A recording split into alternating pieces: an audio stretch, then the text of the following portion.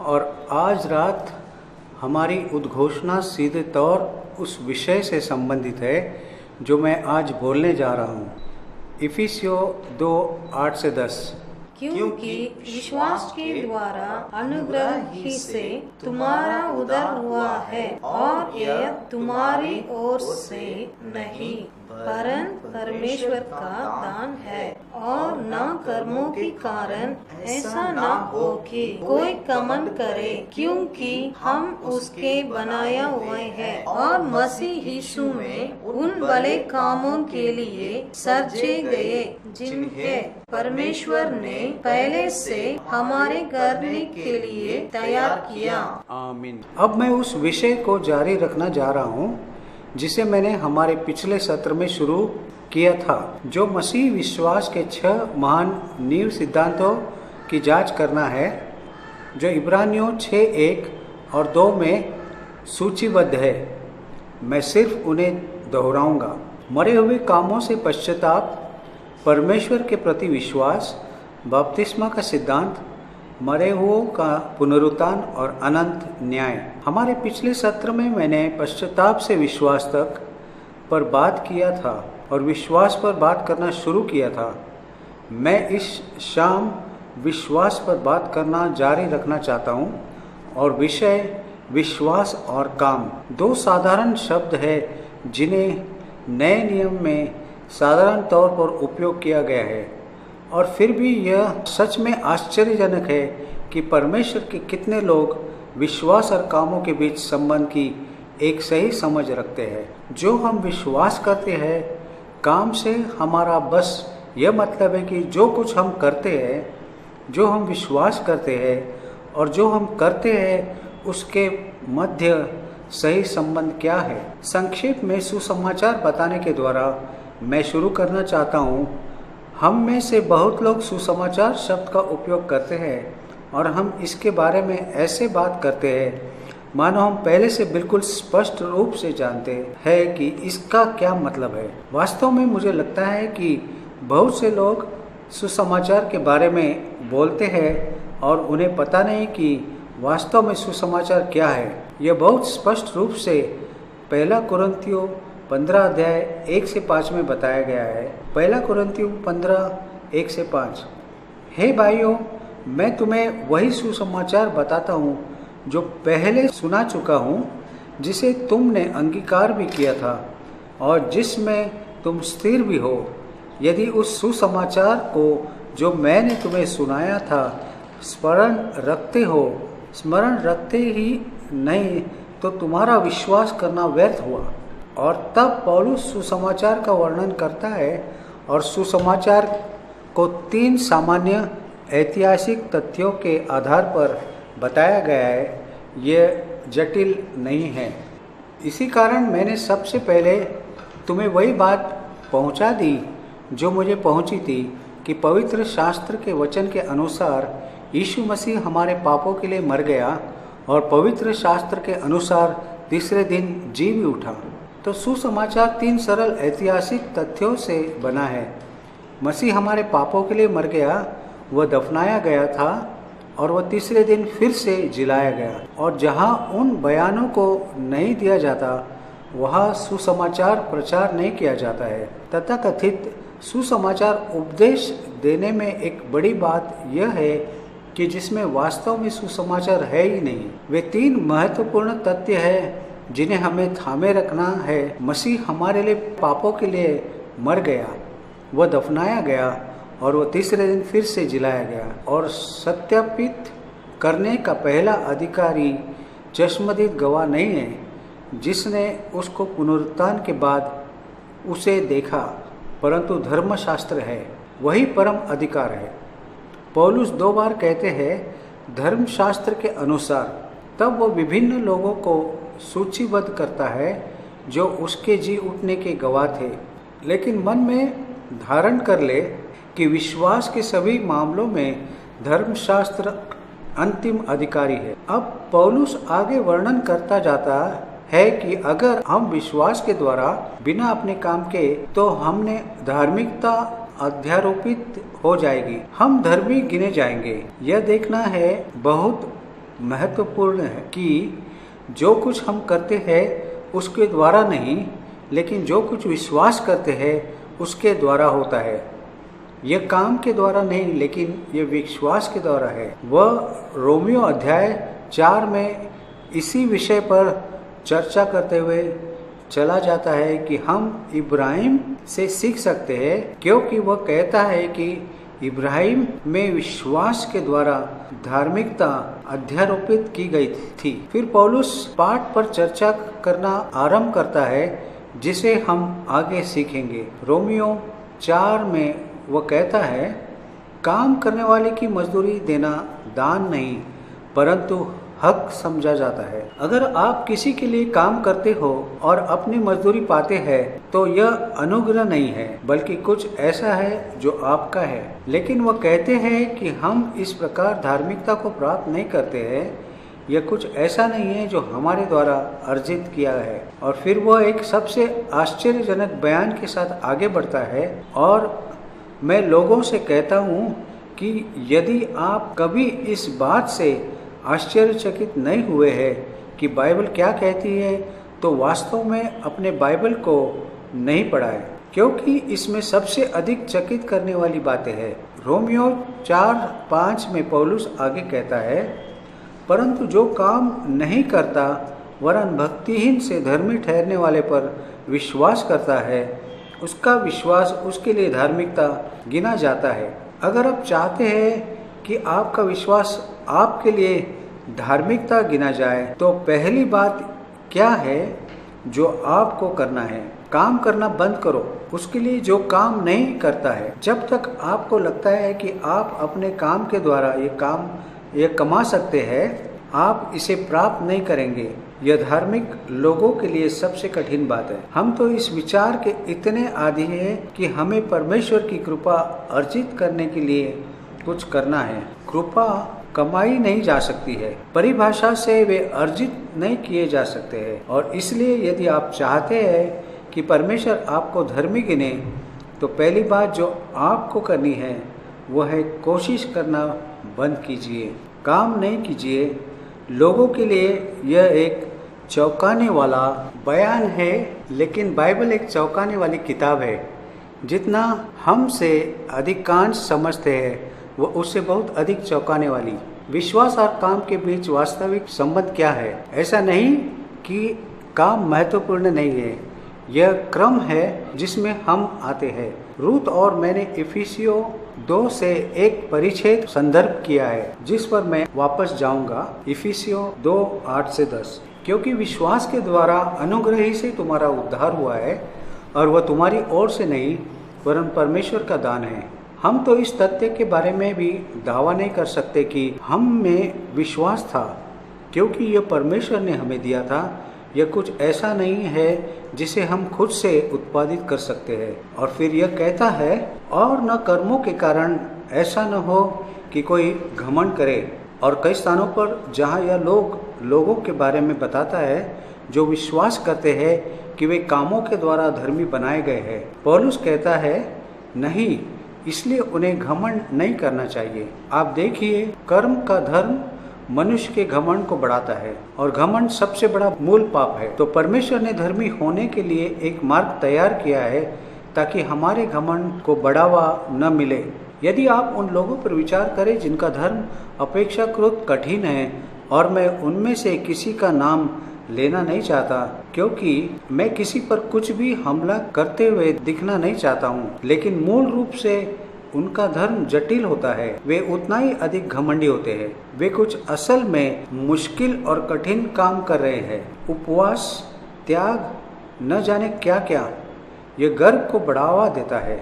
परमेश्वर गर्व का सामना करता है, लेकिन विनम्र को अनुग्रह देता है। अतः परमेश्वर ने हमें अपने साथ धर्मी बनाने का मार्ग तैयार किया है, जो हमारे गर्व को नहीं बढ़ाएगा। मैं नहीं जानता कि क्या आपने कभी यह ध्यान दिया कि मसीही जो बहुत कानून पसंद नियमों पर चलने वाले होते हैं, वे अक्सर बहुत प्रेमी लोग नहीं होते हैं। यदि आप उनसे प्रेम चाहेंगे तो आपको अधिक नहीं मिलेगा। वास्तव में विधिपरायणता और प्यार अक्सर एक दूसरे के विपरीत होते हैं।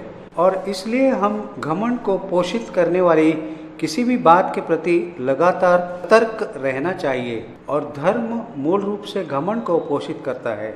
यदि धर्म बिना परमेश्वर के अनुग्रह के हो तो यह घमंड को पोषित करता है। लेकिन काम का एक स्थान है, वे महत्वहीन नहीं है, सिर्फ उन्हें सही क्रम में रखना है। जितना कि मुझे पता है, इफिसियों 2:10 यह बहुत स्पष्ट रूप से कहता है, क्योंकि हम उसके बनाए हुए और मसीह यीशु में उन भले कामों के लिए सिरजे गए हैं जिन्हें परमेश्वर ने पहले से हमारे करने के लिए तैयार किया। तो जब परमेश्वर ने हमें नए सिरे से मसीह में बनाया है, और बाइबल का कहना है कि अगर कोई मसीह में है तो वह एक नई सृष्टि है, तब उस नई सृष्टि के लिए परमेश्वर के पास उपयुक्त काम है। लेकिन पुरानी सांस्कारिक प्रकृति उस अच्छा काम नहीं कर सकता जिसे परमेश्वर ने तैयार किया है। इससे पहले कि आप अच्छे कार्यों में चले, आपको विश्वास के द्वारा नया बनना है, तब फिर अच्छे काम बेहद महत्वपूर्ण हो जाते हैं। परंतु आपको सही क्रम रखना होगा। सबसे पहले विश्वास के द्वारा नई सृष्टि, तब नई सृष्टि जिसे परमेश्वर ने हमारे लिए तैयार किया है। मैं नहीं जानता कि क्या आपको एहसास हुआ है या नहीं। यदि आप मसीह में एक नई सृष्टि बने हैं तो आपको वास्तव में योजना बनाने की आवश्यकता नहीं है कि परमेश्वर के लिए क्या करना है, क्योंकि परमेश्वर यह पहले से ही तैयार कर लिया है। आपको इतना करना है कि परमेश्वर ने आपके लिए पहले से क्या तैयार किया है, उन कामों को खोज निकाले। अपने जीवन के लिए अपनी खुद की योजना बनाने का प्रयास न करें। पता लगाए कि परमेश्वर की योजना क्या है। कई बार जो कुछ हम अपेक्षा करते हैं उससे यह बहुत भिन्न होता है। मुझे आपको अपने अनुभव से एक संक्षिप्त उदाहरण देने दीजिए। मैं इकलौता बच्चा था, मेरे कोई भाई या बहन नहीं थे। मैं 9 वर्ष की उम्र से 25 की उम्र तक बोर्डिंग स्कूलों में बड़ा हुआ। सिवाय मेरे कुछ गर्लफ्रेंड के मैंने शायद ही लड़कियों से मुलाकात की। मूल रूप से लड़कियां के एक रहस्यमय इकाई थी जिनसे कैसे संबंधित होना है यह मुझे नहीं पता था। लेकिन जब परमेश्वर ने मुझे बुलाया, मैंने एक स्त्री से विवाह किया जो एक बच्चों का अनाथालय चलाती थी। और जिस दिन मैंने विवाह किया उस दिन मैं 8 लड़कियों का लेपालक पिता बन गया। आप देखें, आप नहीं सोचते होंगे कि यह डेरेक प्रिंस के लिए उपयुक्त बात थी। अगर मैंने अपने जीवन की योजना बनाई होती तो ऐसा कभी नहीं होता। लेकिन यह ऐसा अच्छा काम था जिसे परमेश्वर ने मेरे लिए तैयार किया था। हालांकि मैं कई बार यह जानने में विफल रहा हूँ, वही भला काम कर रहा हूँ जिसे परमेश्वर ने मेरे लिए तैयार किया है, परंतु मुझे संतुष्टि है। अब हम थोड़ी सी परिभाषा पर आए, और यही है जहां हम वास्तव में आपको सभी समय सोच स्पष्ट की जरूरत है। आप में से कितने इस बात पर सहमत होंगे? ठीक है, अब हमें संक्षेप में अनुग्रह की प्रकृति के बारे में बात करने की जरूरत है। अनुग्रह एक सुंदर शब्द है, लेकिन अक्सर इसका दुरुपयोग किया गया है। मैं एक बार में एक निश्चित चर्चा में उपदेश दे रहा था और मैंने कहा, असल में कलीसियाएं जो स्वयं को अनुग्रह की कलीसियाएं कहती है, उन्हें अनुग्रह के बारे में कम से कम पता होता। फिर मैंने यह तथ्य जाना कि मैं उनमें से एक कलीसिया में प्रचार कर रहा था। फिर भी यह सच है, अनुग्रह शब्द का उपयोग करने वाले बहुत से लोगों को मालूम नहीं होता है कि इसका सच में मतलब क्या है। अनुग्रह का मूल अर्थ मनोरमता है, यह सौंदर्य है, और फिर यह ऐसी सुंदरता है जिसे परमेश्वर हमारे भीतर प्रदान करता है क्योंकि हम उसमें विश्वास करते हैं। अपने अनुग्रह से वह हमें सुंदर बनाता है। और तब रोमियो 11:6 में पौलुस कहता है, यहाँ जड़ है, यदि हम अनुग्रह से हुआ है तो फिर कर्मों से नहीं तो अनुग्रह फिर अनुग्रह नहीं रहा। दूसरे शब्दों में, मेरी भाषा में, आप अनुग्रह अर्जित नहीं कर सकते। कुछ भी आप अर्जित कर सकते हैं, कृपा नहीं। यह हम में से कईयों के लिए कुछ हद तक सुखद है। हमें उसकी कृपा पर निर्भर रहना है। हम इसे अर्जित नहीं कर सकते हैं, परंतु अनुग्रह से, विश्वास से हम बचाए गए हैं। और जब आप इस तथ्य पर उत्साहित होते हैं कि आप में विश्वास है, तो याद रखिए कि आगे पौलुस कहता है, यह परमेश्वर का अनुग्रह है। यदि तुम अनुग्रह द्वारा बचाए गए हो, तो तुम्हारे पास घमंड करने के लिए कुछ भी नहीं है। आपको सबसे बड़े पाप बचाने के लिए परमेश्वर ने यह किया है, जो कि घमंड है। मैं विश्वास और काम के बीच संबंध पर विचार करना चाहता हूँ, जिस पर हम विश्वास करते हैं। और जहाँ तक मुझे पता है, जो कुछ मैं कहने जा रहा हूँ वह सब सीधे नए नियम से लिया गया है। और फिर भी आप में से कईयों के लिए यह चौंकाने वाला और झटका देने वाला होगा। मैंने पाया है कि अनुग्रह मात्र से उद्धार वाला नया नियम के उपदेश का प्रचार करना बहुत से ढोंगी मसीहों के लिए चौंकाने वाला होगा। एक बार इस आकार के द्वारा मैं एक मंडली में बात करना मुझे याद है। बेशकत नियमों के एक पुलिंदा नहीं है। और फिर मैंने उन लोगों को देखा और वे दंग रह गए। मुझे लगता है कि अगर मैंने कहा होता परमेश्वर मृत है, तो वे कम चौंकते। मसीहत के बारे में मैं उनकी अवधारणा थी कि यह नियमों का एक पुलिंदा है। शायद आपकी भी यही अवधारणा है। मैं आपको बताना चाहता हूँ, मसीहत नियमों का एक पुलिंदा नहीं है। आप नियमों के द्वारा उसे प्राप्त नहीं कर सकते। आइए देखें कि पौलुस रोमियो 3:20 में क्या कहते हैं। रोमियो का मुख्य विषय संयोग से धार्मिकता है।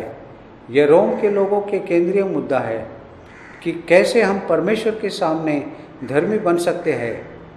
कई सदियों पहले अपनी पीड़ा में अय्यूब पुकार उठा था। अय्यूब 9 अध्याय 2 वचन में, मनुष्य ईश्वर की दृष्टि में क्यों कर धर्मी ठहर सकता है। उसके सभी धार्मिक दोस्तों ने इस विचार खिल्ली उड़ाई कि कोई भी परमेश्वर के सामने धर्मी हो सकता है। लेकिन परमेश्वर ने उस रुदान को सुना और कई वर्षों के बाद रोमियो के पत्र के माध्यम से उसने उस प्रश्न का उत्तर दिया, एक व्यक्ति कैसे परमेश्वर के सामने धर्मी हो सकता है। और ये नियमों का एक सेट रखने के द्वारा नहीं होता है। रोमियो 3:20 में पौलुस कहता है, क्योंकि व्यवस्था के कामों से कोई प्राणी, कोई मनुष्य उसके सामने धर्मी नहीं ठहरेगा, इसलिए कि व्यवस्था के द्वारा पाप की पहचान होती है। अब मैंने इस अनुवाद को पढ़ा है, जो कि न्यू किंग जेम्स अनुवाद है।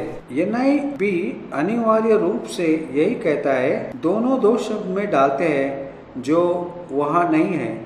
जब मैं 10 साल का था, तब से मैंने यूनानी सीखा है। जो मैं कह रहा हूँ उसमें मुझे विश्वास है।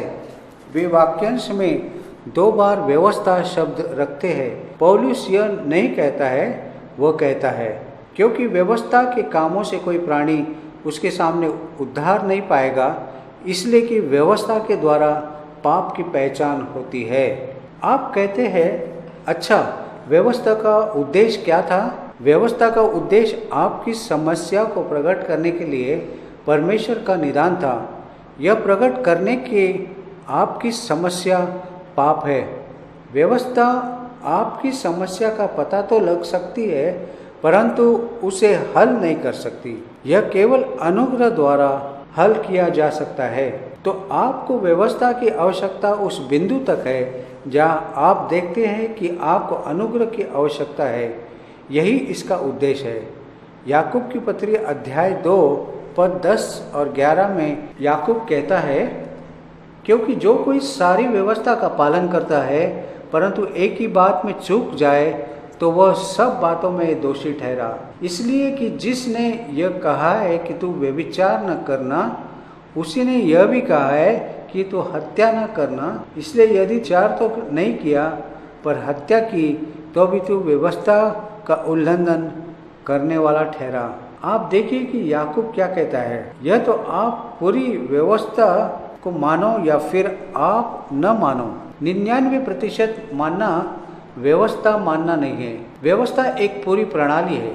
संयोग से हम में से कोई 99% के आसपास भी नहीं रख सकते हैं। रूढ़िवादी यहूदियों का कहना है कि आपको 613 आज्ञाओं का पालन करना आवश्यक है और निजी तौर पर वे सभी आपसे मानते हैं कि वे 32 अधिक आज्ञाओं का पालन नहीं कर पाते। कोई भी जो आज पृथ्वी पर जीवित है मूसा की पूरी आज्ञाओं का पालन नहीं करता है। एक व्यक्ति को छोड़कर किसी ने कभी ऐसा किया भी नहीं है। आप उसका नाम जानते हैं? यीशु। हाँ, यही उसका नाम है। वह अपने दिन के इन लोगों से कहता है, तुम में से कौन मुझे पाप के विषय में कायल करता है? वे उत्तर नहीं दे सकते। केवल वही है जिसने व्यवस्था को पूरा किया है। मैं और आप यह नहीं कर सकते हैं। जब मैं ब्रिटिश सेना में था तब मुझे पता चला कि मैंने उद्धार पाया और मैं लोगों से बचाए जाने के बारे में बात करना शुरू किया। उन सब ने सभी उद्धार के विषय में नहीं, धर्म के बारे में सोचना शुरू किया। सामान्य तौर पर बोलो तो मैं पाऊंगा कि तुम उनमें से प्रत्येक एक उन नियमों को छोटी सी सूची बनाए जिसे उन्होंने माना है। वह उसकी धार्मिकता थी। यह विशेष रूप से उनकी स्थिति से जोड़ी गई थी। अगर वे कुछ गलत कर रहे तो उस नियम अपनी सूची में शामिल नहीं करते। मैंने देखा है इस मानव मन इसी प्रकार सोचता है, कुछ नियमों का पालन करने से भी मैं धर्मी हूँ। नहीं, आप नहीं है। आप होते अगर आपने पूरा नियम पालन किए होते, पर आपने नहीं किया। कोई नहीं कर सकता है और अतः आप नहीं कह सकते मैं व्यवस्था का बहुत पालन करता हूँ और मुझे केवल यही करने की आवश्यकता है, क्योंकि व्यवस्था एक एकल प्रणाली है।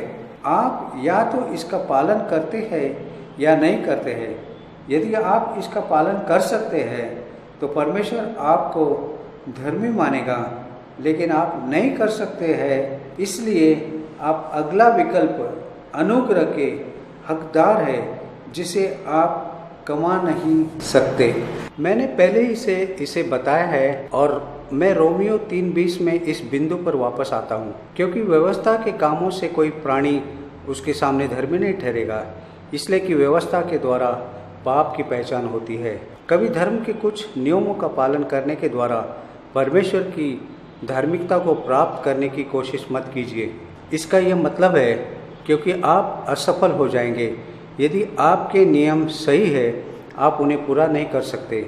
यदि आपके नियम गलत है, आप गलत नियमों के पालन द्वारा धर्मी नहीं बनाए जा रहे हैं। क्या आपको समझ में आया? अब आइए वहाँ से चले।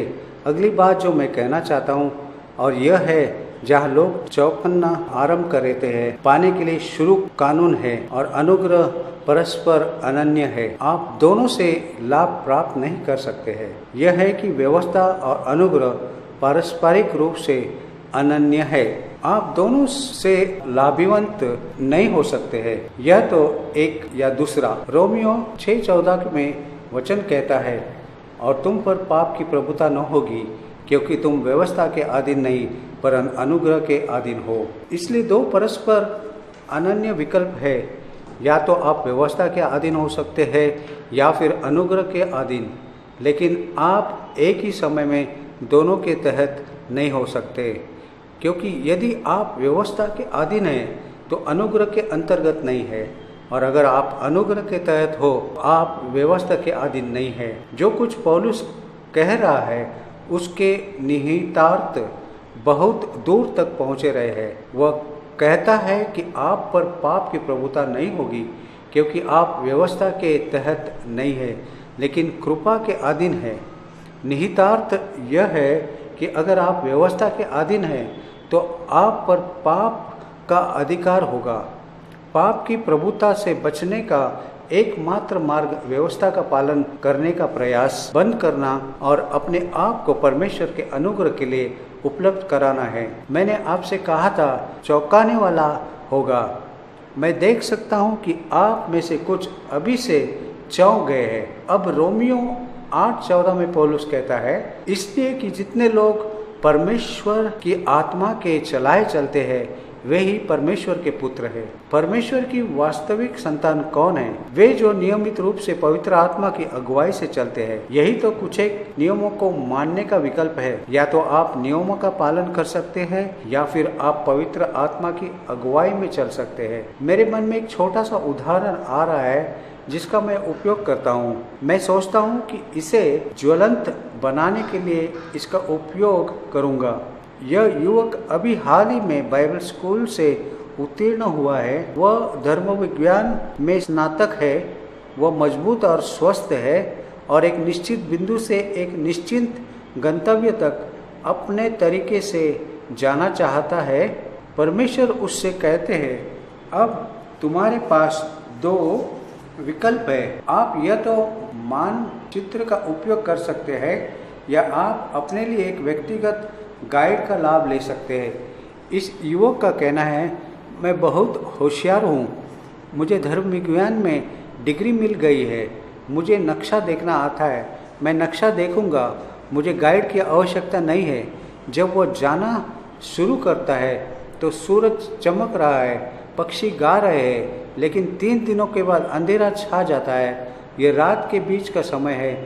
वह एक जंगल में है, वह एक चट्टान के कगार पर है और नहीं जानता कि वह उत्तर, दक्षिण, पूर्व या पश्चिम की ओर है। एक कोमल आवाज उससे कहती है, क्या मैं आपकी मदद करूं? क्या आप जानते हैं कि वह कौन है?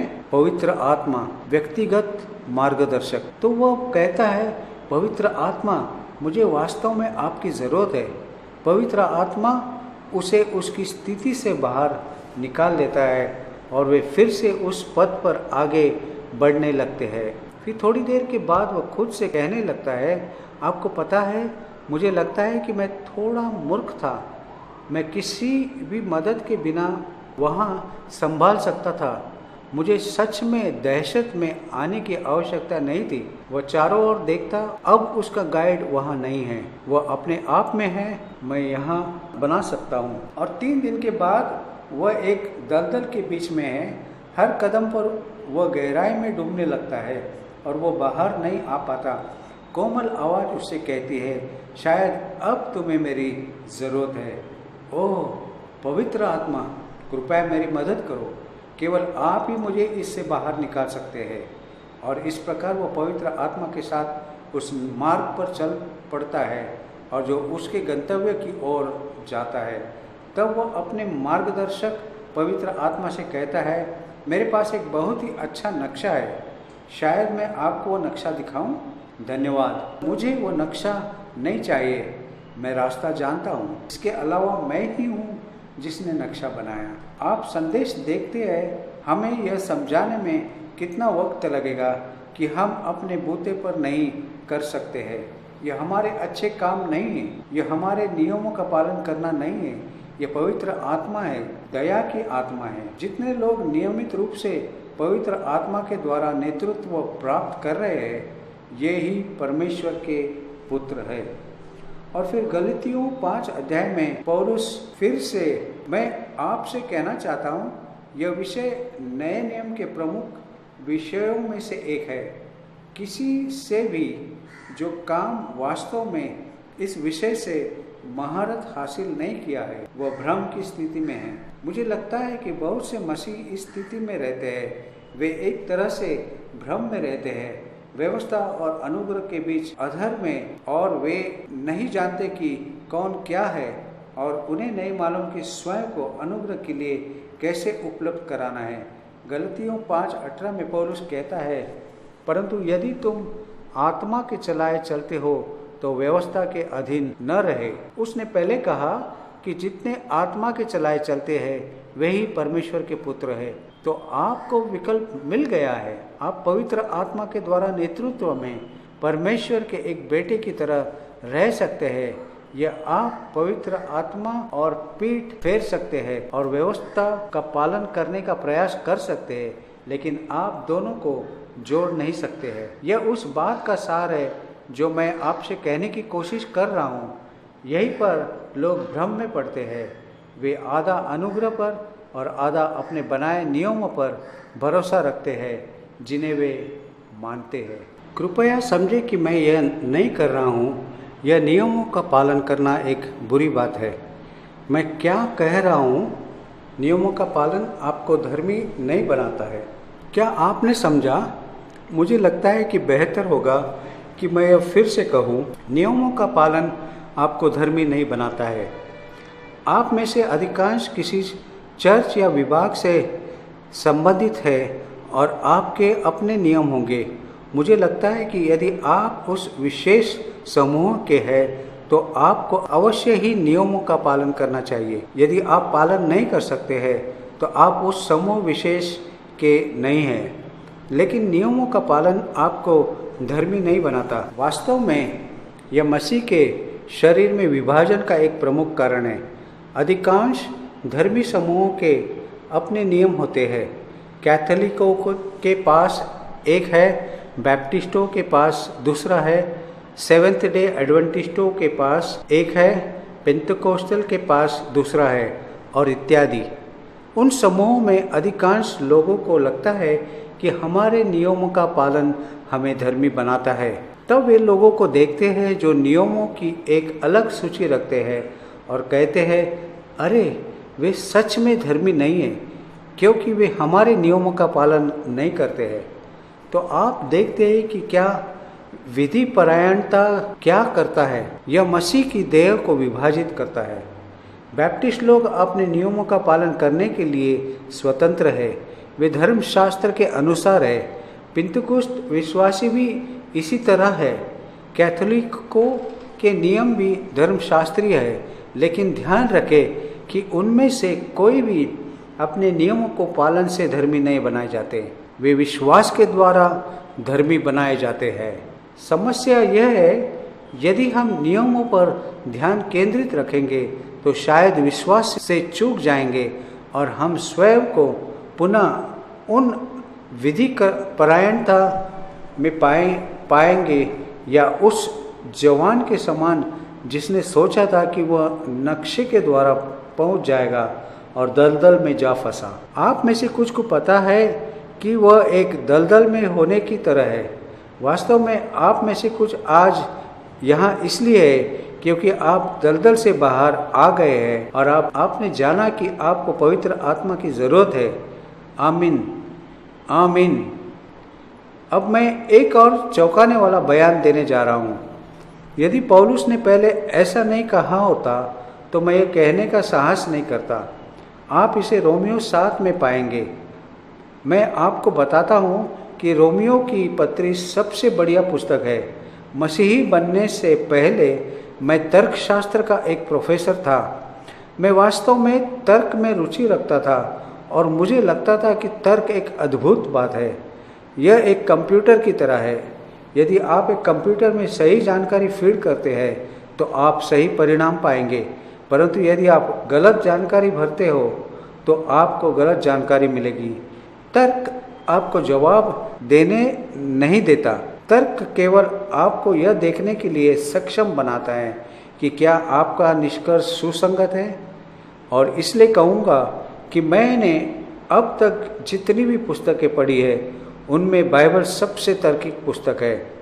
मैं व्यक्तिगत रूप से, बौद्धिक रूप से कमतर महसूस नहीं करता क्योंकि मैं बाइबल में विश्वास करता हूँ। यह मेरा व्यक्तिगत दृष्टिकोण है। आपको मेरा सुझाव है कि बौद्धिक रूप से कमतर महसूस न करें। वे आपको कट्टरपंथी जैसा कुछ कह सकते हैं। ठीक है, एक कट्टरपंथी है जो वही सही है। वास्तव में यह मुख्य रूप से आपके खिलाफ लोगों की भावनाओं का आह्वान करने के लिए एक बात के रूप में उपयोग किया जाता है। लोग जो कट्टरपंथी होते हैं, कट्टरपंथी होने के बारे में बात करते हैं, उन्होंने कट्टरवाद परिभाषित नहीं किया है कि वह क्या है। ऐसे बहुत से शब्द हैं जिनका उपयोग वे दूसरे लोगों पर सिर्फ कालिक पोतने के लिए करते हैं। कट्टरपंथी कहलाने से मत डरिए। अगली बार जब कोई आपको कट्टरपंथी कहे तो उससे पूछिए क्या आप मुझे बताएंगे कि कट्टरपंथी होना क्या होता है? बिल्कुल ठीक। अब हम रोमियो 7 में पौलुस के इस चौंकाने वाले बयान पर आ रहे हैं। उसके साथ आगे आप जितना अधिक जाएंगे वह उतना ही अधिक चौंकाने वाला बन जाता है।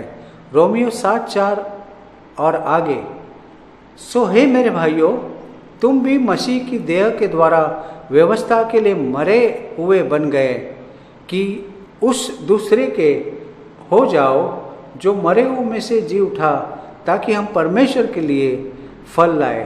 एक समय पौलुस कहते हैं, अगर आप धार्मिक यहूदी थे तो आपका विवाह व्यवस्था से हुआ है, और जब तक आपको पता न चले कि व्यवस्था मर गई थी, आपके द्वारा व्यवस्था को त्याग कर किसी और से शादी करना आपके लिए व्यभिचार, आध्यात्मिक व्यभिचार होगा। लेकिन क्रूस पर यीशु की मृत्यु के माध्यम से व्यवस्था मर गई थी। क्या आपने समझा? अधिकांश यहूदी लोग के लिए यह एक वास्तविक समस्या है। उन्हें लगता है कि अगर वे व्यवस्था का पालन करने की कोशिश नहीं करते हैं और मूल रूप से वे उसके बारे में बहुत कुछ नहीं करते हैं, तो वे अपने पति के प्रति विश्वासघाती होते हैं। एक प्रकाशन की आवश्यकता है कि व्यवस्था मर गई है ताकि वे दूसरे से विवाह कर सके और उसके माध्यम से वे और हम दोनों फल ला सकते हैं। क्या आपको समझ में आया? फल केवल जुड़े रहने से आता है, लेकिन हम क्या फल लाएंगे यह इस बात पर निर्धारित होगा कि किससे जुड़े हुए हैं। लेकिन यदि हम जुड़े हुए हैं, मसीह के साथ जुड़े हुए हैं, तो हम आगे आत्मा का फल लाएंगे। अब आगे पौलुस कहता है, क्योंकि जब हम शारीरिक थे तो पापों की अभिलाषाएं जो व्यवस्था के द्वारा थी, मृत्यु का फल उत्पन्न करने के लिए हमारे अंगों में काम करती थी। ये एक आश्चर्यजनक बयान है ना? पापों की भावनाएं जो व्यवस्था के द्वारा थी। दूसरे शब्दों में पौलुस कहता है, व्यवस्था ने पापमय भावनाओं को भड़का दिया। क्या आप इसे स्वीकार कर सकते हैं? मुझे आपको पहला कुरिन्थियों 15:56 में का पद देने दीजिए। यह उन लुभावने कथनों में से एक है। हे मृत्यु, तेरा डंक कहाँ रहा? मृत्यु का डंक पाप है और पाप का बल व्यवस्था है। रोमियो 7 में पौलुस आगे बढ़ता है। वह कहता है कि व्यवस्था में कुछ भी गलत नहीं है, यह एकदम सही। समस्या हम में है। आप देखिए, तुम देखो, अगर मैं इसे इस तरह से कह सकता हूँ, व्यवस्था स्वयं में होकर काम करता है। वे कहते हैं ऐसा करो, ऐसा मत करो। आप कहते हैं ठीक है, मैं यही करूँगा और मैं ऐसा नहीं करूँगा, और ऐसा करने में आप अपनी स्वयं की क्षमता पर भरोसा कर रहे हैं। यही समस्या है, क्योंकि आपके पास क्षमता नहीं है कि जो सही है वह करे और जो गलत है उससे बचे। लेकिन आप देखते हैं, हमारे देह की आवश्यक प्रकृति खुद पर भरोसा करना और परमेश्वर पर निर्भर होने की अभिलाषा नहीं करना है। आइए अदन के बगीचे में प्रलोभन पर वापस जाए। वह प्रेरणा क्या थी जिसका शैतान ने उपयोग किया था? तुम परमेश्वर की तरह हो जाओगे। परमेश्वर की तरह बनने में कुछ भी गलत नहीं। समस्या क्या थी? बिना परमेश्वर पर भरोसा किए परमेश्वर के समान होते वे भले और बुरे का ज्ञान के वृक्ष पर भरोसा करते। यही मानवता की मूल समस्या है। यह धार्मिक लोगों की मूल समस्या है। हम परमेश्वर की तरह होना चाहते हैं, लेकिन हम परमेश्वर निर्भर होना नहीं चाहते। पाप के साथ परमेश्वर पर निर्भरता से इनकार है। यही अपने साथ में पाप है। ऐसा नहीं कि वो अपने कुछ खास पापमय काम किए हैं। यह आत्मनिर्भरता का भाव है जो आपके जीवन में परमेश्वर के अनुग्रह के द्वार को बंद कर देता है। और यह सबसे मुश्किल बात है। मुझे विश्वास है कि परमेश्वर को तुम्हारे और मेरे भीतर काम करना है। यह स्वयं की धार्मिकता का विचार होता है कि मैं इसे खुद कर सकता हूँ, मुझे परमेश्वर की ज़रूरत नहीं है। जहाँ तक मुझे पता है, यह सिर्फ एक राय है। ब्रह्मांड में केवल 2 ही जीव हैं जो परमेश्वर से स्वतंत्र होना चाहते हैं। एक पतित स्वर्गदूतों का समूह जिन्होंने अपने विद्रोह में शैतान के साथ शामिल हो गए, और दूसरा मानव जाति। ब्रह्मांड में और कुछ भी परमेश्वर से स्वतंत्र होने की इच्छा नहीं रखता है। पक्षियाँ स्वतंत्र होने की इच्छा नहीं करती है, जीव जंतु नहीं, मछली नहीं, सितारे नहीं, वे सब खुशी से परमेश्वर पर निर्भर है। लेकिन आप और मैं ने पतन और अपनी कामुक प्रकृति के कारण इस समस्या को विरासत में पाया है। हमें परमेश्वर पर निर्भर रहना पसंद नहीं है। हम ये कहना चाहते हैं, मैंने ये खुद किया है, मुझे परमेश्वर की आवश्यकता नहीं है। प्रिय मित्रों, आपको बुरी तरह परमेश्वर की ज़रूरत है और आपको तब तक उसकी सबसे अधिक ज़रूरत है जब आपको लगता है कि आपको उसकी ज़रूरत नहीं है। और अगर आप अपने स्वयं के मसीह अनुभव का विश्लेषण करें तो मुझे लगता है कि आप पाएंगे कि हर समस्या जिसका अपने आप सामना किया है वह इस बात से उपजा है कि आपने परमेश्वर के बिना यह करने की कोशिश की और परमेश्वर के अनुग्रह पर निर्भर रहने से इनकार किया। कुछ साल पहले रूथ सर्जरी के इंतज़ार करते हुए अस्पताल में थी। वह बहुत कमज़ोर थी। वह अपना बाइबल पढ़ना चाहती थी और वह नहीं कर सकती थी। संयोग से यहाँ एक कैथोलिक हॉस्पिटल था। मैं अमेरिका में कहना चाहूँगा कि अगर मैं एक अस्पताल का चयन करता तो मैं एक कैथोलिक अस्पताल का चुनाव करता, क्योंकि वहाँ कुछ करुणा अब भी बाकी है। शेष अधिकांश में बहुत कम है। यह सिर्फ एक टिप्पणी है। ज़रूरी नहीं कि न्यूजीलैंड में यह सच हो, लेकिन चाहे जो हो, रूथ इस कैथोलिक अस्पताल में थी और वरिष्ठ सिस्टर जो 70 से अधिक की थी, वह घूम घूम कर नए रोगियों से मिल रही थी और उन्होंने रूथ को देखा और रूथ के पास उसकी बाइबल थी, परंतु वो इसे पढ़ने के लिए कमज़ोर थी। इस प्रिय सिस्टर ने कहा, क्या मैं आपके लिए कर सकती हूँ? रूथ ने कहा, हाँ, आप मेरे लिए बाइबल पढ़ सकते हैं। सिस्टर ने कहा, मैं आपके लिए क्या पढ़ूँ? रूथ ने कहा, फिलिपियो 2। सिस्टर ने कहा, ठीक है, यही वह भाग है जिस पर एक नन के रूप में मेरा अभिषेक हुआ था। इस प्रकार वे दोनों मिले और फिर इस कैथोलिक सिस्टर ने उन बातों को साझा की जो घटी थी। उसने नन लोगों के लिए आयोजित एक शिविर में भाग लिया जिसमें वक्ता ट्रैपिस्ट रीति के सन्यासी थे। ट्रैपिस्ट को उनके मठ में बोलने की अनुमति नहीं दी जाती है।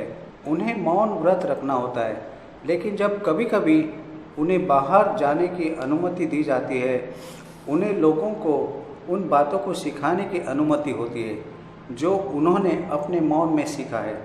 और इस प्रकार ये ट्रैपिस्ट सन्यासी इन कैथोलिक सिस्टर्स को सिखा रहा था और यह है जो उसने कहा और उसने इसे रूथ को बता दिया।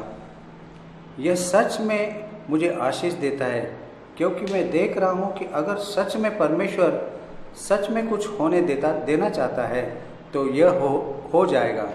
यहाँ एक साधु है जिसे बोलने की अनुमति नहीं है और अपने दम पर कैथोलिक बहनों के एक छोटे समूह को सिखा रहे हैं और जिन्होंने अपने दम पर एक छोटा समूह गठित किया है, लेकिन मुझ तक यह संदेश पहुंचा गया और मैंने इसे रिकॉर्ड किया। मूल रूप से कई बार विश्व तक पहुंच गया। किसने यह योजना बनाई? कोई और नहीं बल्कि परमेश्वर। कुछ भी हो, यही है जो इस ट्रैपिस्ट सन्यासी ने इन कैथोलिक सिस्टर्स से कहा। सम्मानित न किए जाने की, स्वतंत्र नहीं होने की और नियंत्रण न रखने की अभिलाषा के लिए प्रार्थना करो। क्या आप यह प्रार्थना करेंगे? इसमें थोड़ा परिश्रम लगता है ना? मैंने एक लंबे समय से सोचा है, खैर सम्मानित नहीं हो, मुझे इसमें बड़ी समस्या नहीं है। स्वतंत्र नहीं हो, मुझे एहसास हुआ है स्वतंत्रता एक गलती है। क्षमा करें, सुरक्षित नहीं हूँ, मुझे उस वाक्य को सही करने दें।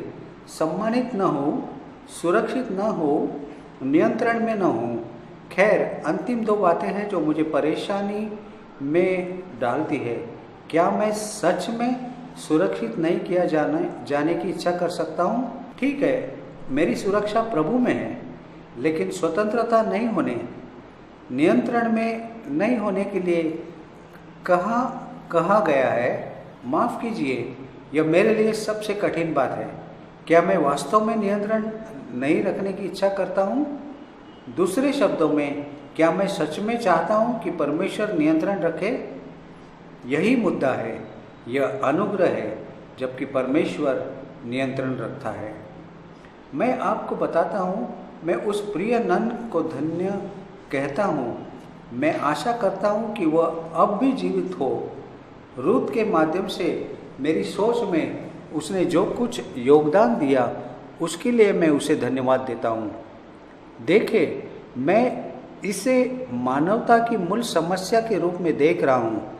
नियंत्रण रखने, सुरक्षित होने, आश्रित न होने की इच्छा। और पाप का सर एक ऐसे ब्रह्मांड में होना है जो एक प्रेमी, बुद्धिमान परमेश्वर द्वारा बनाया गया है और उससे स्वतंत्र होना चाहता है। मेरे प्रिय भाइयों और बहनों, मुझे मत बताइए कि आपको कभी यह समस्या नहीं हुई है, क्योंकि हम में से कोई भी नहीं है जो परमेश्वर निर्भर रहने से, परमेश्वर द्वारा नियंत्रण रखने से हमेशा प्रसन्न हो। यही विश्वास की असली चाल है, यही अनुग्रह का चाल है। हम इसे कुछ ही समय में हासिल नहीं कर सकते हैं।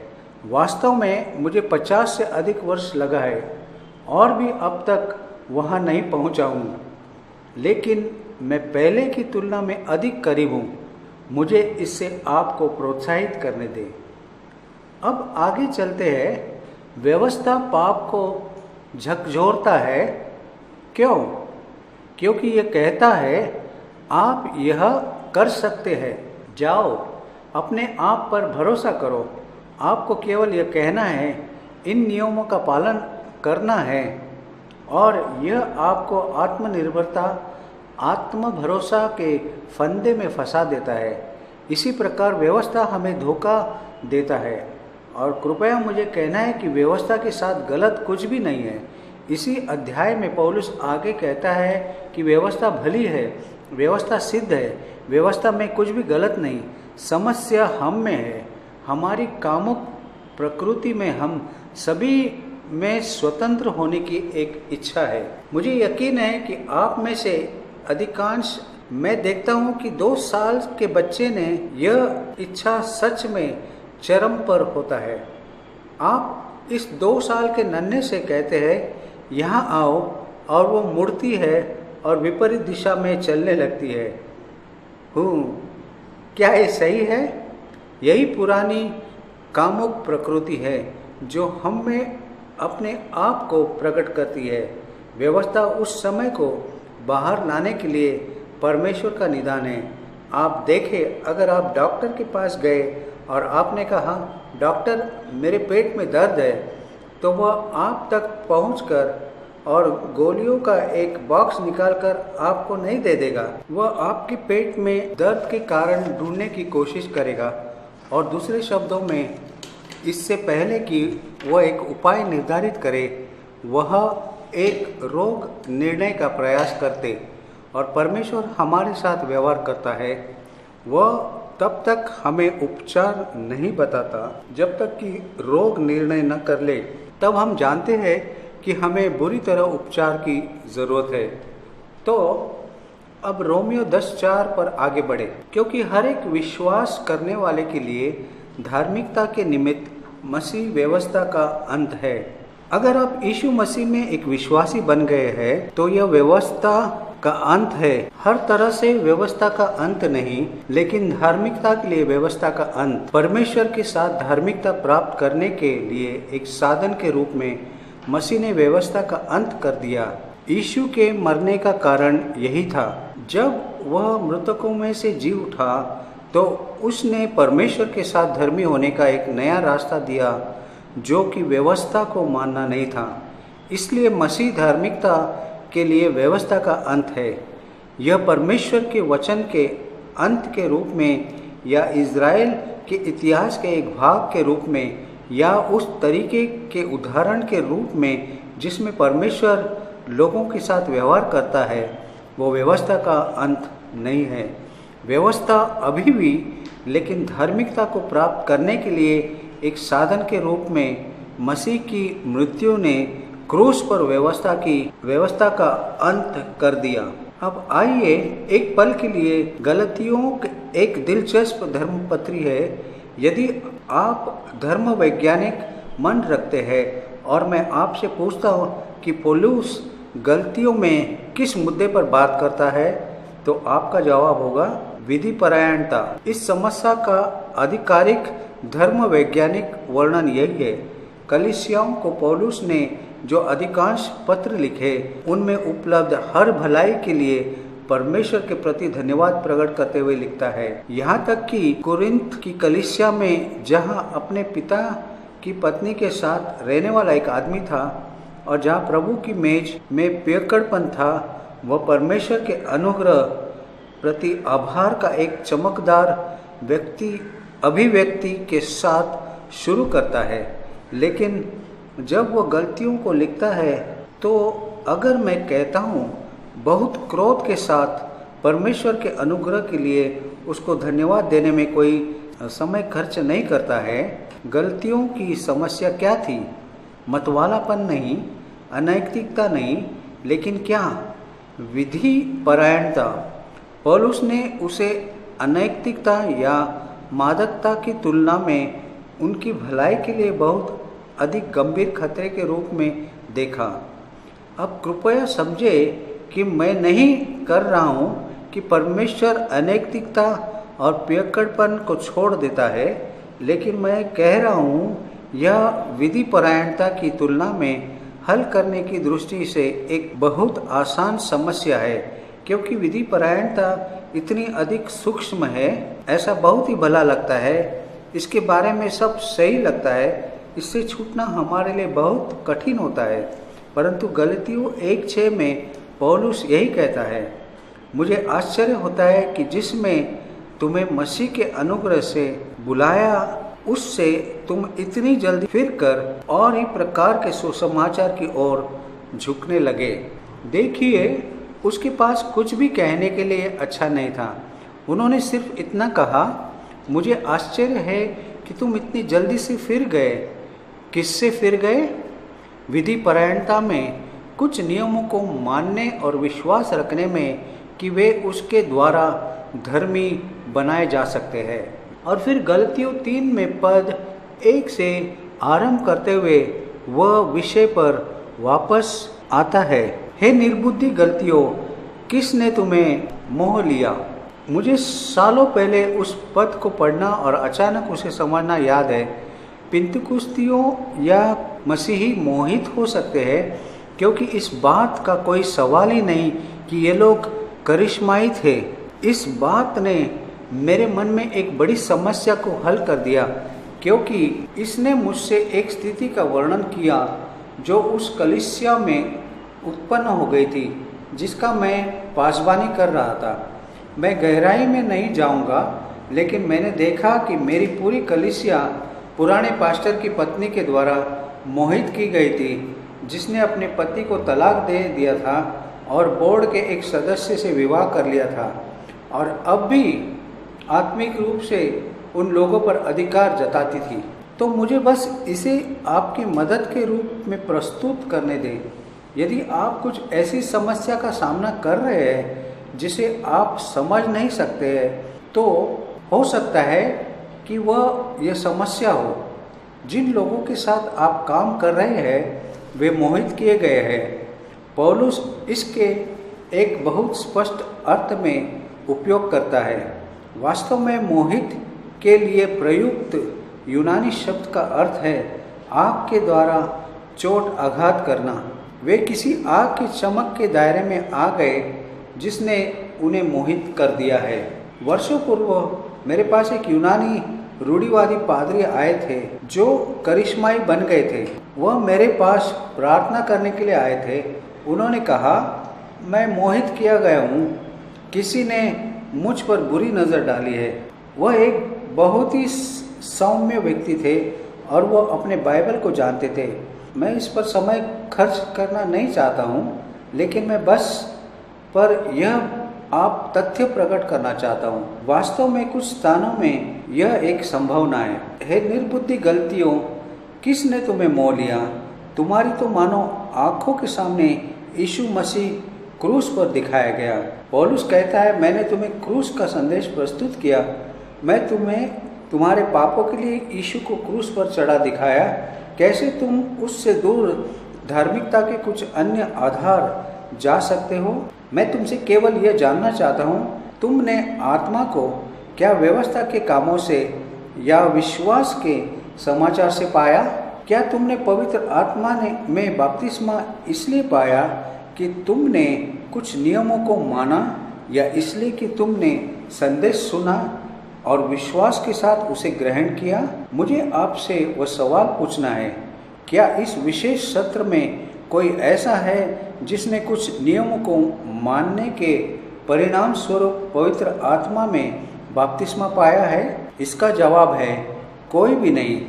हमें यह मन रखना है, कुछ नियमों का पालन करने से हम बचाए नहीं गए, पवित्र आत्मा नहीं पाया है। जैसा कि पौलुस कहता है कि हमने उसे विश्वास के साथ सुनने से पाया है। जो संदेश हमें सुना उसे हमने विश्वास के साथ सुना, हमने उस पर विश्वास किया और हमने ग्रहण किया। तब वो कहता है, क्या तुम ऐसे निर्बुद्धि हो कि आत्मा की रीति पर आरंभ करके अब शरीर की रीति पर अंत करोगे? जब इसे इस प्रकार लिया जाता है तो यह मूर्खता है ना? धार्मिकता के मार्ग पर आगे बढ़ने के लिए यदि आपको पवित्र आत्मा चाहिए तो आप कैसे कभी भी पवित्र आत्मा पर निर्भर हुए बिना रह सकते हो? आप कैसे अपने कुछ एक नियमों पर भरोसा रख सकते हैं? परंतु आप देखें, यह बहुत ही वास्तविक है। 10वें पद में पौलुस आगे कहता है, सो जितने लोग व्यवस्था के कामों पर भरोसा रखते हैं वे सब श्राप के अधीन हैं, क्योंकि लिखा है कि जो कोई व्यवस्था की पुस्तक में लिखी हुई सब बातों के करने में स्थिर नहीं रहता वो श्रापित है। अगर आप व्यवस्था के मानने से धर्मी बनाए जाने वाले हैं तो आपको पूरी व्यवस्था को हर समय मानने की आवश्यकता है, और अगर आप व्यवस्था को मानने की कोशिश करते हैं और पूरी व्यवस्था को हर समय नहीं मानते तो आप घोषित अभिशाप के अधीन है। जो कोई व्यवस्था की पुस्तक में लिखी हुई सब बातों को करने में स्थिर नहीं रहता वह श्रापित है। क्या पिंतु कुश्तियों और करिश्माई विश्वासियों का इस अभिशाप के तहत आना संभव है? मैं आपको बताना चाहता हूँ कि यह बहुत संभव है। वास्तव में मैं यह अपने स्वयं के अनुभव से जानता हूँ। बहुत अधिक गहराई में गए बिना मैं जो मसीह के देह के आंदोलन का एक हिस्सा था जो पवित्र आत्मा के द्वारा शुरू किया गया था, एक ऐसा कार्य जिसका हमसे किसी ने भी उम्मीद नहीं की। 3 अन्य प्रचारकों के साथ परमेश्वर मेरे साथ शामिल हुआ, जिनमें से सभी अच्छी तरह परिचित थे। यह परमेश्वर का एक संप्रभु कार्य था। हमने आत्मा में शुरू किया, लेकिन हम 1 साल से भी पहले शरीर में खत्म हो गए थे और परिणाम विनाशकारी थे। तो मैं जानता हूँ कि यह असली है। आप किसी को खोज रहे हैं जिसके साथ यह हुआ है। अपनी कृपा से परमेश्वर ने मुझे इससे बाहर निकाला, क्योंकि मैं बाइबल पढ़ता हूँ और उस पर विश्वास करता था। अतः मैंने उस स्थिति को देखा जिसमें मैं था। लेकिन मेरे प्रिय भाइयों और बहनों, मैं आपको बताना चाहता हूँ, यह बहुत दूर भूतकाल से नहीं है, वह कुछ ऐसा है जो आज हो रहा है। लोग जो आत्मा में आरंभ करते हैं और अपने शारीरिक स्वभाव द्वारा सिद्ध बनने का प्रयास करते हैं, वे इस श्राप के अधीन आ जाते हैं। मैं स्वयं में सोचता हूँ, यदि मैं ऐसा कह सकता कि कलीसिया का एक बहुत बड़ा हिस्सा श्राप के अधीन है। मुझे आपको एक और वचन देने दे जो यिर्मयाह 17:5 में है। यहोवा यूँ कहता है, श्रापित है वह पुरुष जो मनुष्य पर भरोसा रखता है और उसका सहारा लेता है, जिसका मन यहोवा से भटक जाता है।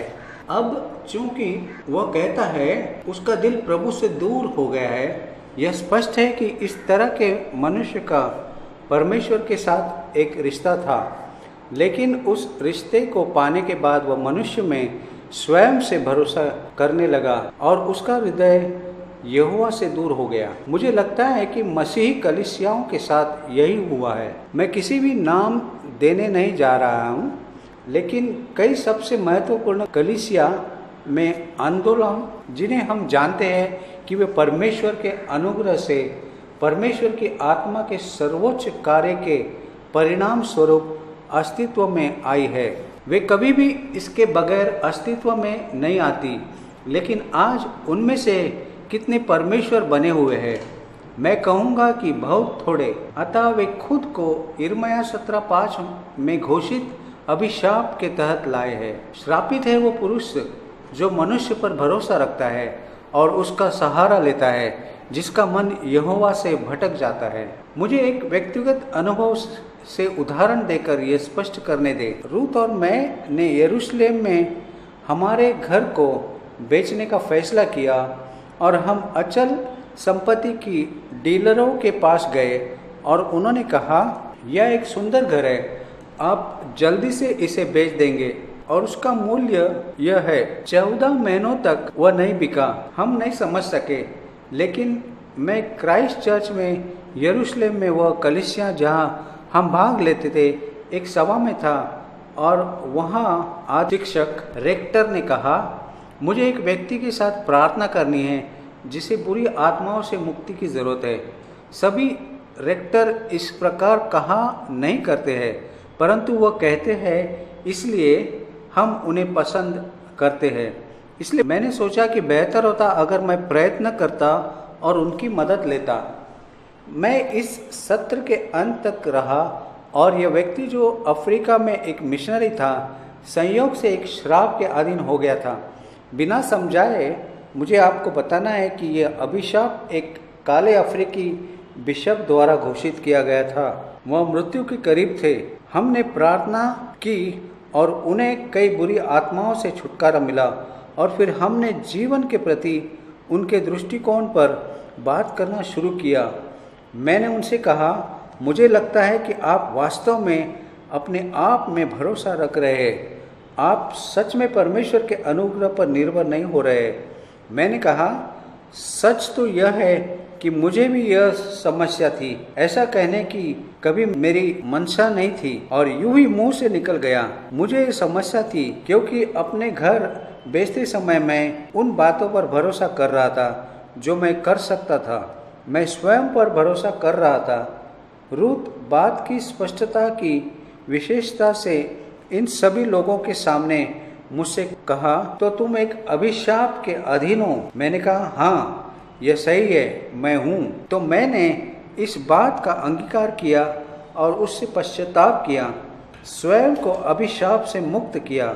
हम उस सभा से वापस आ गए, नए अपार्टमेंट की ओर चल पड़े जहाँ हम रहते थे और भूतल हमारी मुलाकात एक अचल संपत्ति एजेंट से हुई जिसने कहा, मैं आपके अपार्टमेंट को अपने किसी ग्राहक को दिखाना चाहता हूँ। 2 सप्ताहों के भीतर घर बिक गया। क्या आपने समझा? जैसे ही मैं श्राप से मुक्त हुआ, परमेश्वर हमारी ओर से काम करने लगा। मैं देख रहा हूँ कि आप में से कुछ को संदेश मिल गया है। बिल्कुल ठीक। आइए आगे चले जहाँ मुझे इस विषय के बारे में कुछ सामान्य टिप्पणी करनी है और जब अवश्य ही मुझे सकारात्मक विचार के साथ आना चाहिए। मैंने यह पहले ही कहा है, लेकिन मैं इसे दोहराता हूँ।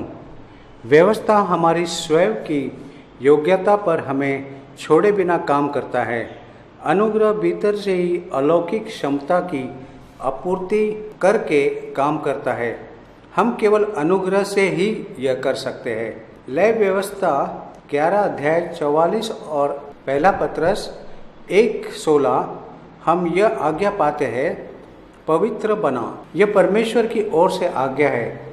लेकिन अगर आप लेवी व्यवस्था 11 में पढ़े तो यह कुछ नियमों के विस्तृत विवरण अंत में आता है कि आप क्या क्या खा सकते हैं या नहीं खा सकते हैं। यह है कि अगर आप पवित्र होने जा रहे हैं तो आपको इन सभी नियमों का पालन करना है। लेकिन पहला पत्रस 1:16 में यह नियमों को किसी श्रृंखला के साथ संलग्न नहीं है। संदेश यह है, पवित्र बनो। यह यीशु की ओर से एक संदेश है। मुझे अपनी पवित्रता तुम में रखने दो, पूरी तरह से अलग।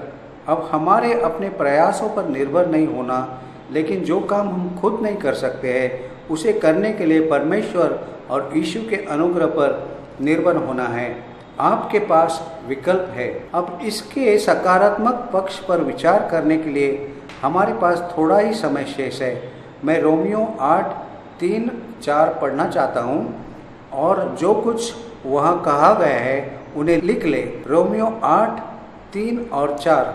क्योंकि जो काम व्यवस्था शरीर के कारण दुर्बल होकर न कर सकी। आप देखें, व्यवस्था में कुछ भी गलत नहीं है, यह हमारी दुर्बलता है। उसको परमेश्वर ने किया, अर्थात अपने ही पुत्र को पापमय शरीर की समानता में और पाप के बलिदान होने के लिए भेजकर शरीर में पाप पर दंड की आज्ञा दी। और समारात्मक क्या है?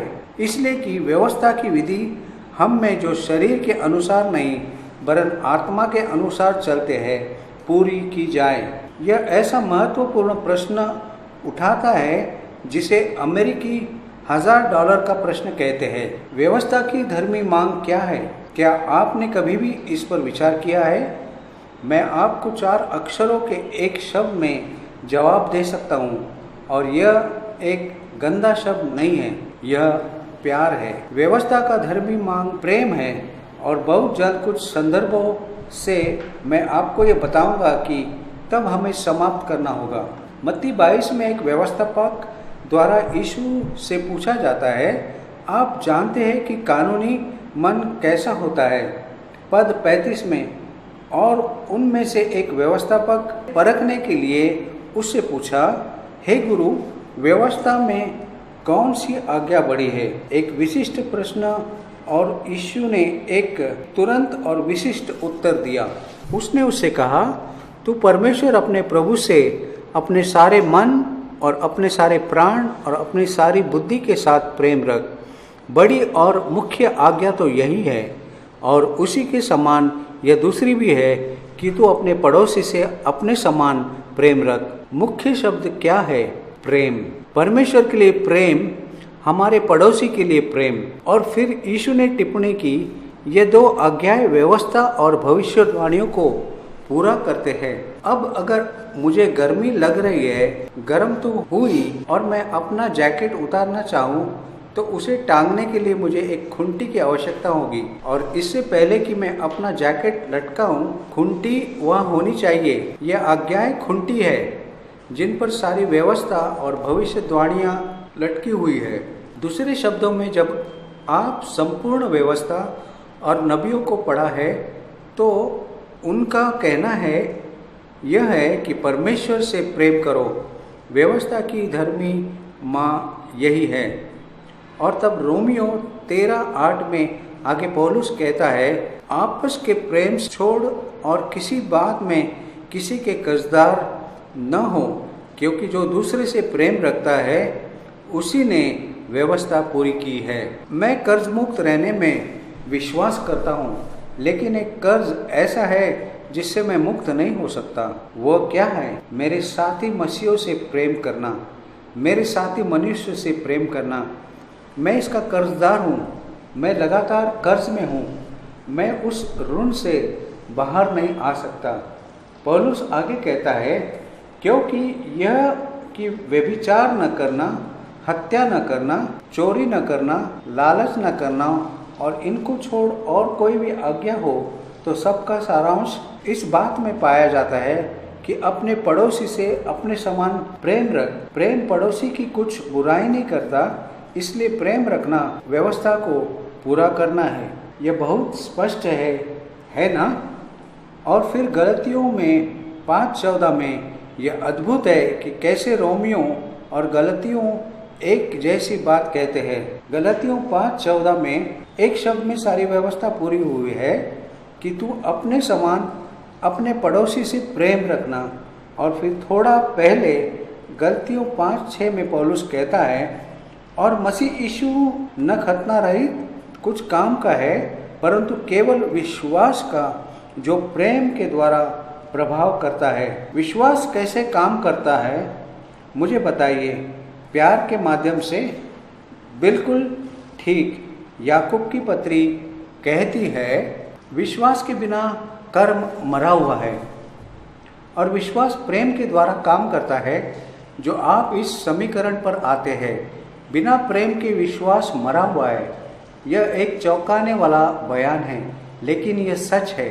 विश्वास के जितने दावे करते हैं वह सब आपके पास होगा, लेकिन अगर आपके जीवन में प्यार नहीं है, यह एक मृत विश्वास है।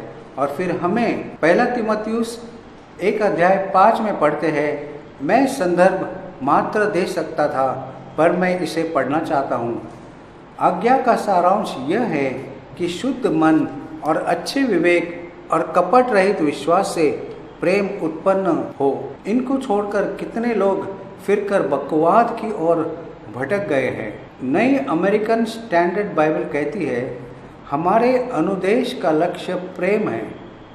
जब मैंने पढ़ा तो मैंने अपने आप से कहा कि वास्तव में मेरी शिक्षा का यही लक्ष्य है। क्या मैं सच में लोगों में प्यार का उत्पादन करने की लक्ष्य रखता हूँ? मैंने कुछ लोगों के बारे में सोचा जो मेरी कक्षा में बैठे थे। मुझे निश्चय नहीं है कि क्योंकि मैं अनिवार्य रूप से एक शिक्षक हूँ और एक शिक्षक ज्ञान प्रदान करता है। क्या आप जानते हैं कि ज्ञान क्या करता है? यह लोगों में गर्व बढ़ाता है, लोगों को घमंडी बनाता है। अपनी सेवा में मैंने प्रयास किया कि घमंडी लोगों का उत्पादन किए बिना उन्हें सिखाऊं, लेकिन मुझे मुड़कर कुछ लोगों को देखना है जिनका मैंने उत्पादन किया और कहना है, हाँ, मैंने एक बहुत अच्छा काम नहीं किया है। हमारे निर्देश का लक्ष्य प्रेम है। और फिर पौलुस कहते हैं, यदि आप उस लक्ष्य से भटक गए हैं तो आपके सारे काम बेकार है। चलिए बस एक पल के लिए कलीसिया पर विचार करें जैसा हम उसे जानते हैं। कलीसिया में कितनी बेकार की बातें होती है, कितना उपदेश और शिक्षण और गतिविधियाँ है जो प्यार का उत्पादन नहीं करता है। यह सभी व्यर्थ प्रयास है। यह सब पूरी तरह से अप्रभावी है। भाइयों और बहनों, यदि आप किसी भी तरह की सेवा में हैं तो मैं आपको चुनौती देता हूँ कि अपने इरादों का विश्लेषण करें। आप क्या उत्पादन करने का लक्ष्य रखते हैं? और दूसरी बात, अगर आप प्यार का उत्पादन करने का लक्ष्य कर रहे हैं तो क्या आप इसे उत्पन्न कर रहे हैं? और अगर आप प्रेम का उत्पादन करने का लक्ष्य नहीं कर रहे हैं तो आपके सारे शब्द खोखले हैं। यह एक दूरगामी कथन है ना? आप देखिए, व्यवस्था हमें डर के माध्यम से प्रेरित करती है, लेकिन यीशु हमें प्यार के माध्यम से प्रेरित करता है। यह कहता है, अगर तुम मुझे प्यार करते हो तो तुम मेरी आज्ञाओं को मानोगे। डर परिणामों का उत्पादन नहीं करता। कई ऐसे धर्म हैं जो कि भय से लोगों को प्रेरित करते हैं और वे सबसे भयानक परिणाम उत्पन्न करते हैं, जिसमें मसीहत के कुछ मुख्य रूप शामिल है। तो मैं कहना चाहता हूँ और अंत की ओर आ रहे हैं, प्यार की आज्ञाकारिता प्रगतिशील है। आप प्रेम में सिद्ध नहीं हैं, ठीक है, मेरे साथ शामिल हो। मैं प्यार में सिद्ध हूँ, लेकिन इसका अर्थ यह नहीं है कि मैं धर्मी नहीं गिना जाता, क्योंकि जब तक लक्ष्य पर न पहुँचे हमारा विश्वास हमारे लिए धार्मिकता गिना जाता है। क्या आप इसे प्राप्त करते हैं? जब तक आप विश्वास करना जारी रखते हैं, आपका विश्वास आपके लिए धार्मिकता गिना जाता है। इसे अंतिम भोज पर यीशु के शब्दों द्वारा पतरस को अद्भुत रूप से समझाया गया है। उसने कहा, पतरस, तू 3 बार मेरा इनकार करने जा रहा है। पतरस ने कहा, नहीं, कभी नहीं। और तब यीशु ने कहा, लेकिन मैंने तुम्हारे लिए प्रार्थना की है कि तुम्हारा विश्वास टूट न जाए। वास्तव में महत्वपूर्ण बात क्या है? हमारी आस्था की असफल हो जाएगी नहीं। हम कई सारी गलतियों कर सकते हैं, यहाँ तक कि हम पाप भी कर सकते हैं। हम पहुँचे नहीं हैं, हम सिद्ध नहीं हैं, लेकिन जब हम विश्वास करते हैं तो जब तक हम पहुँच न जाए हमारा विश्वास धार्मिकता गिना जाता है। याकूब की पत्री से एक पद बताकर समाप्त करने दे जिसे मैं पसंद करता हूँ। इस पर टिप्पणी करने के लिए मेरे पास समय नहीं है, लेकिन अभी मुझे आपको यह बताने दीजिए। याकूब 1:25, पर जो व्यक्ति स्वतंत्रता की सिद्ध व्यवस्था पर ध्यान करता रहता है वह अपने काम में इसलिए आशीष पाएगा कि सुनकर नहीं पर वैसा ही काम करता है। एक शब्द में स्वतंत्रता की सिद्ध व्यवस्था क्या है? प्यार। यही सही है। आप देखिए, अगर आप सच में प्यार करते हैं आप एकमात्र स्वतंत्र व्यक्ति है, क्योंकि हमेशा जो कुछ चाहते हैं वो कर सकते हैं। आप हमेशा लोगों को प्यार कर सकते हैं। वे आपका अपमान कर सकते हैं, वे आपको सता सकते हैं, वे आपको मारने की भी कोशिश कर सकते हैं, लेकिन वे आपको उन्हें प्यार करने से नहीं रोक सकते हैं। संसार में केवल वही एकमात्र स्वतंत्र व्यक्ति है जिसकी प्रेरणा प्यार है। आमीन।